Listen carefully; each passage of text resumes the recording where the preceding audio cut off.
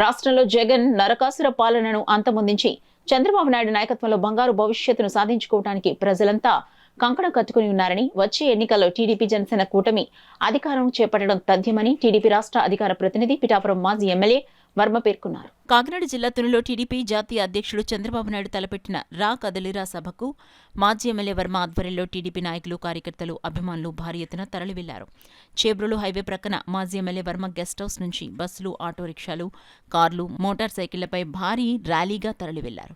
మాజీ ఎమ్మెల్యే వర్మ జెండా ఊపి ర్యాలీని ప్రారంభించారు. ఈ సందర్భంగా వర్మ మీడియాతో మాట్లాడారు. సుమారు 10,000 మంది 3 మండలాలు 2 టౌన్ల నుంచి కూడా బయలుదేరి వెళ్ళడం జరుగుతుంది. కొత్తపల్లి మండలం అలా బీచ్ రోడ్తో వాళ్ళందరూ వెళ్ళారు. కొన్ని గ్రామాలు హైవేని టచ్ చేసి ఉన్న గొల్లపురం మండలం కొన్ని గ్రామాలు డైరెక్ట్ అలా వెళ్ళారు. ఏవి నగరం పక్క గ్రామాలు అలా వెళ్ళారు. మిగిలిన గ్రామాలు బస్సులు అన్నీ కూడా మరి ఇలాగా ఇక్కడి నుంచి హైవే నుంచి వెళ్తూ ఉన్నాం. సుమారు 10,000 మంది తెలుగుదేశం పార్టీ కార్యకర్తలు, అభిమానులు, స్నేహితులు, శ్రేయోభిలాషులు అందరూ కూడా చర్యతుని కార్యక్రమానికి వెళ్తూ ఉన్నాం.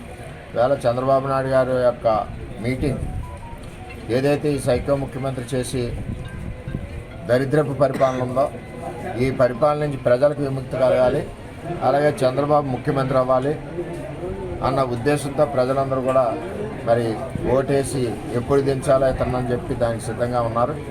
ఏది ఏమైనా తెలుగుదేశం పార్టీతోటే రాష్ట్ర భవిష్యత్తు ఉంటుంది, అలాగే రాజధాని ఉంటుంది, పిల్లలకు ఉద్యోగాలు ఉంటాయి. అన్ని రకాలుగా మరి ఈరోజు చంద్రబాబు నాయుడు గారి యొక్క నాయకత్వాన్ని కోరుకుంటా ఉన్నారు. రాబోయే రోజుల్లో తెలుగుదేశం పార్టీ, జనసేన మా అలయన్స్ ప్రభుత్వం ఏర్పడుతుందని ప్రజలందరూ కూడా మద్దతుతో ప్రతి ఒక్కరూ కూడా కసిగా ఏ రోజు ఎలక్షన్లు వస్తాయో ఆ రోజు ఈ ముఖ్యమంత్రిని దించాలని ఒక ఆలోచనతో ఉన్నారు.